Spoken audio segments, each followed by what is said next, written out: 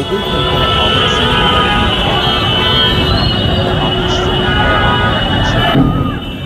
ज़राए के बमूजिब आज रात 2 घंटा अलाउद्दीन टेक्निकल इंस्टीट्यूट के सामने वाक़ शादी फायरवर्क्स में ज़बरदस्त आग लगने का वाक़या पेश आया।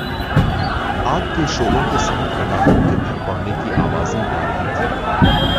जैसे ही पटाखों की दुकान में आग लग गई और दुकानदार दुकान से बाहर हो गए। इस मौके पर आवाम का भारी